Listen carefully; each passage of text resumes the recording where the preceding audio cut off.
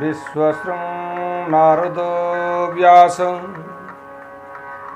वसिष्ठोत्रिः पराशरः लोमशो यवनः सूर्यो च्यवनः कश्यपो भृगुः पुलस्तो मनुराचार्यः पौलिसः शौनकं गिरा गर्गो मारीचिरित्येते ज्ञेया ज्योति प्रवर्तकः ज्ञेयः ज्योति प्रवर्तकः। नमो गणेश विघ्नेश गिरिजानंदनं प्रभो मम विघ्ननिहन्तासु सर्वसिद्धे प्रदो भव। नमो दिव्ये महादिव्ये शिवाय सततं नमः। नमो प्रकृते भद्राय नियता प्रणतास्मतां। श्रीगणेश शारदाभ्यां नमः।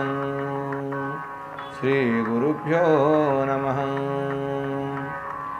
मन्नाथ श्री जगन्नाथ मद्गुरो श्री जगद्गुरु ममात्मा सर्वभूततमा तस्मै श्री गुरवे नमः। श्री श्री जगन्नाथ जी के पादारविंद में अनंत कोटि प्रणाम। नमस्कार सभी भक्त वृंदों को, सभी ज्योतिष प्रेमी भक्त वृंदों को करुणाकर पंडा दिव्य कथा यूट्यूब चैनल के माध्यम से प्रेम भरा नमस्ते प्रणाम तथा आप सबको स्वागत है हमारे चैनल में। हम आज आपके लिए आज ज्योतिष शिक्षा किस प्रकार से सरलता से आप सीख सकते हैं, इसके लिए एक एपिसोड बनाए हैं। तो आप देखेंगे और नोट भी करना अति आवश्यक है, क्योंकि आप नोट नहीं करेंगे तो आपको सीखने में तकलीफें होगा।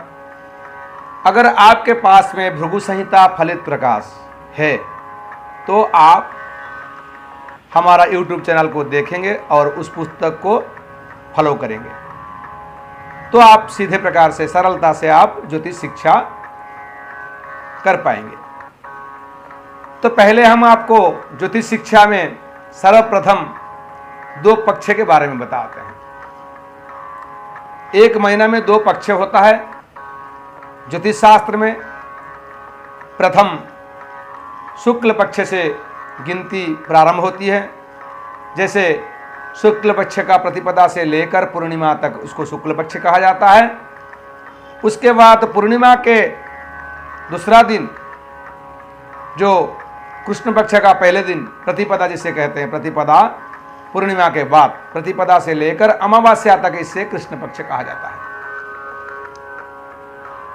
और इस तिथियों में पंचदश तिथि रहती है। प्रतिपदा अर्थात प्रथमा, द्वितीया, तृतीया, चतुर्थी, पंचमी, षष्ठी, सप्तमी, अष्टमी, नवमी, दशमी, एकादशी, द्वादशी, त्रयोदशी, चतुर्दशी, पूर्णिमा।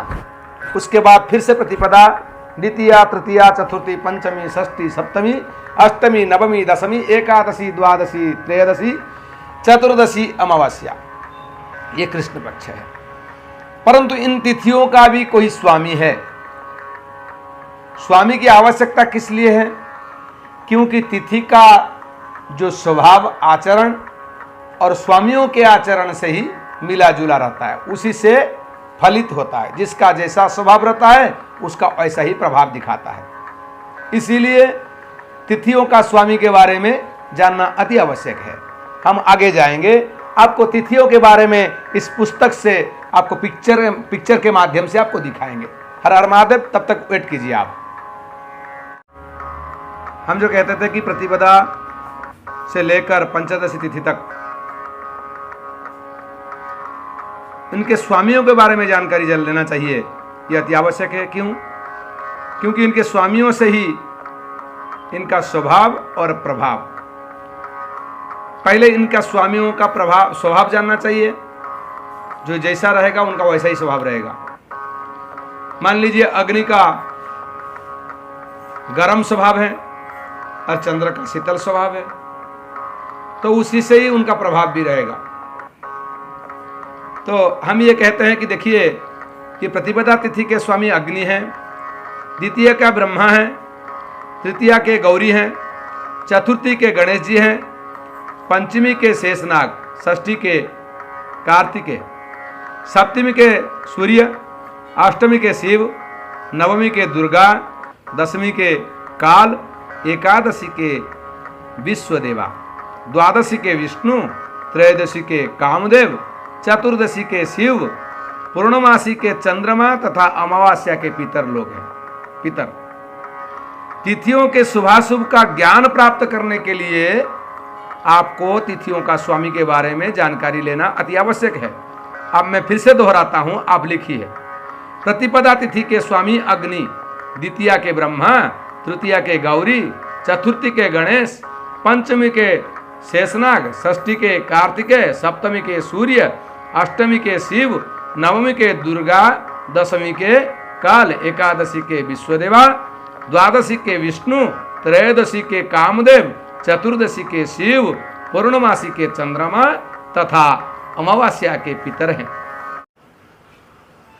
असंख्य ताराओं के समूह द्वारा जो विभिन्न प्रकार के आकृतियां बनती है, उनकी आकृतियों को अर्थात ताराओं को समूहों को नक्षत्र कहा जाता है। जिस प्रकार पृथ्वी पर स्थान की दूरी किलोमीटर में नापी जाती है, उसी प्रकार आकाश मंडल की दूरी को नक्षत्रों के द्वारा ही मापा जाता है। ज्योतिष शास्त्र ने संपूर्ण आकाश मंडल को 27 भागों में विभाजित किया है और प्रत्येक भाग का नाम एक एक नक्षत्र का रख दिया है। नक्षत्रों के नाम इस प्रकार है, सावधानी पूर्वक आप श्रवण करना चाहिए और लिख भी लेना चाहिए। अश्विनी, भरणी, कृतिका, रोहिणी, मृगशिरा, आर्द्रा, पुनर्वसु, पुष्या, अश्लेषा, मघा, पूर्वा फाल्गुनी, उत्तरा फाल्गुनी, हस्त, चित्रा, स्वाति, विशाखा, अनुराधा, ज्येष्ठा, मूल, पूर्वषाढ़ा, उत्तरषाढ़ा, श्रवण, धनिष्ठा, शतभिषा, पूर्वभाद्रा, उत्तरभाद्रा, रेवती। इन नक्षत्रों का नाम है, ये सब नक्षत्रों का नाम है, इसको आप लिख सकते हैं। और ये नक्षत्रों के सभी स्वामी भी हैं। इस नक्षत्रों का स्वामी की क्या आवश्यकता है? क्योंकि ये नक्षत्रों का स्वामी का नाम जानने से स्वामियों का और या नक्षत्र का आपको स्वभाव या प्रभाव के बारे में जानकारी प्राप्त हो सकता है। तिथियों के पश्चात अब हम नक्षत्र के बारे में आपको बताना चाहेंगे। नक्षत्र कितने हैं, नक्षत्रों का स्वामी कौन है, उनका स्वभाव और प्रभाव कैसा है, और नक्षत्र, एक नक्षत्र के कितने अक्षर होते हैं, उस अक्षर को क्या कहा जाता है, चरण, और एक राशि में कितने नक्षत्र युक्त हैं, ये सारे विषय में आपको हम बताना चाहेंगे। आगे देखिए, मैं फिर से दोहरा रहा हूं, अब देखिए। अश्विनी नक्षत्र के स्वामी अश्विनी कुमार हैं, भरणी नक्षत्र के काल हैं, कृतिका के अग्नि, रोहिणी नक्षत्र के ब्रह्मा जी हैं, मृगशिरा नक्षत्र के चंद्रमा हैं, आर्द्रा के रुद्र हैं, पुनर्वसु के आदित्य हैं, पुष्य के बृहस्पति हैं, अश्लेषा के सर्प हैं, माघा के पितर हैं, पूर्व फाल्गुनी के भग हैं, उत्तरा फाल्गुनी के अर्यमा हैं, हस्त के सूर्य, चित्रा के विश्वकर्मा, स्वाति के पवन, विशाखा के शुक्राग्नि, अनुराधा के मित्र, ज्येष्ठा के इंद्र, मूल के निरुति, पूर्वषाढ़ा के जल, उत्तरषाढ़ा के विश्वदेव, अभिजित के ब्रह्मा, श्रवण के विष्णु, धनिष्ठा के वसु, शतभिषा के वरुण, पूर्व भाद्रापद के अजेकपाद, उत्तर भाद्रापद के अहिर्बुधन्य तथा रेवती के पूषा हैं। इन नक्षत्रों से स्वामियों का जैसा गुण वैसा ही स्वभाव बने रहता है, वैसा ही गुण स्वभाव नक्षत्रों का भी होता है। जैसा उनके स्वामियों का स्वभाव रहता है उसी प्रकार नक्षत्रों का भी स्वभाव वैसा ही रहता है। ये स्वामियों का नाम जानने के कारण, अर्थात मैं पहले भी बोला हूँ, मान लीजिए किसी का अग्नि नाम है तो उसका स्वभाव तप्त रहेगा, अर्थात गर्म रहेगा। अगर किसी का चंद्र भी होगा तो उसका स्वभाव शीतल रहेगा। उसी प्रकार से जितने भी सारे देवता हैं उनका गुण अवगुण सब कुछ इसी नाम से ही आप जानकारी प्राप्त कर सकते हैं, स्वभाव और प्रभाव। इसीलिए नक्षत्रों का स्वामी का नाम जानना अति आवश्यक है। अब हम नक्षत्रों के चरण के बारे में आपको बताएंगे। ज्योतिष शास्त्र ने सूक्ष्मता से समझने के लिए प्रत्येक नक्षत्र के 4 भाग किए हैं, जिन्हें प्रथम चरण, द्वितीय चरण तथा तृतीय चरण तथा चतुर्थ चरण भी कहा जाता है। नक्षत्रों का चरणाक्षर क्या है हम आपको बताएंगे। अब आप देखिए, अब इस नक्षत्रों का चरण के बारे में जानकारी लेना चाहिए। ये नक्षत्र का चरणाक्षर क्यों लिखा जाता है, हम उसको क्यों पढ़ेंगे? क्योंकि जिस दिन कोई नवजात शिशु जन्म लेता है उसका जो अक्षर आता है नक्षत्र के हिसाब से आता है। तो अश्विनी नक्षत्र मान लीजिए, अश्विनी नक्षत्र चू चे चोला, तो अश्विनी नक्षत्र में जन्म लेने वाले अगर मान लीजिए प्रथम चरण चू है तो उसको चू अक्षर में ही नाम रखना चाहिए। इसके लिए हम नक्षत्रों का अक्षर को जानना आवश्यक है। अश्विनी नक्षत्र चू चे चोला, भरणी नक्षत्र ली लू ले लो, कृतिका नक्षत्र आ ई उ ए, रोहिणी नक्षत्र ओ बा वी बू, मृगशिरा नक्षत्र बे बो का की, आद्रा नक्षत्र कू घा व छ, पुनर्वसु नक्षत्र के को हा ही, पुष्या नक्षत्र हु हे हो डा, अश्लेषा नक्षत्र डी डू डे डो, मघा नक्षत्र मामी मू में। आवाज आ रहा है आपको? अवश्य आता होगा, ध्यान पूर्वक सुनिए।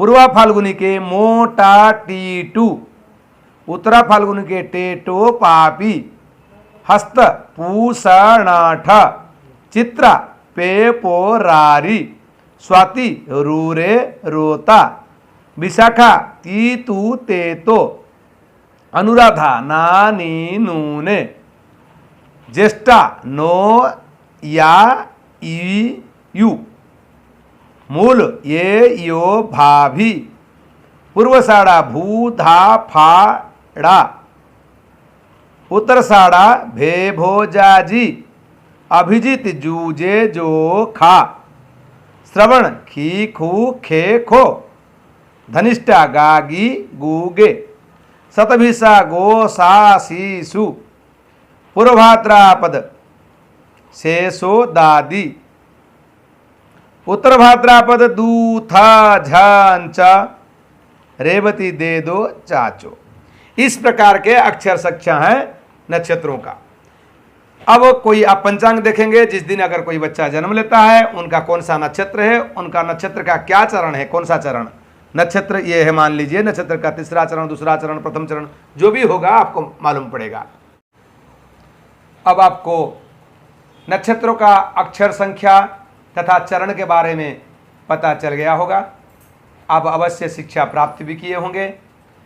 तो हम ये बताते हैं आपको, जो आप पंचांग देखेंगे, जो बच्चा अगर कोई आज के दिन में जन्म हुआ है तो उसका नक्षत्र का चरण और नक्षत्र का नाम आप पंचांग से ही संग्रह कर लेना चाहिए। उसके बाद उसका अक्षर के हिसाब से उनका नाम रखना चाहिए। इसीलिए ये नक्षत्र का अक्षर का व्यवस्था रहता है। अब हम आज के एपिसोड में यहाँ नक्षत्रों के अक्षर और चरण तक आए हैं। बाकी सेकेंड एपिसोड में आपको हम आगे ले जाएंगे। नक्षत्र का कौन से राशि में कितने नक्षत्र आते हैं उसके बारे में, उसके बाद कौन से ग्रह से मित्रता है और कौन सा ग्रह में कौन सा राशि दुर्बल है, निचबल है, इसके बारे में आपको सब कुछ हम सेकेंड एपिसोड में बताएंगे। थर्ड एपिसोड में हो सके तो हम आपको जो ग्रहों का दृष्टि है, प्रथम चरण दृष्टि, द्वितीय चरण दृष्टि, तृतीय चरण दृष्टि, पूर्ण दृष्टि के बारे में बताएंगे। ऐसे ही हम आगे आपको एपिसोड फर्स्ट, सेकंड, थर्ड यानी कि सीढ़ी के माध्यम से आपको आगे आगे तक ले जाएंगे। इसीलिए हमारे चैनल को आप चैनल में बने रहें, सब्सक्राइब भी करें और हमारा पीछा करते हुए आगे चलेंगे तो हम आपको हमारे जो भी शिक्षा मिला है हमें सरस्वती माता की कृपा से हम आपको आगे ले चलेंगे। हर हर महादेव, जय सीताराम।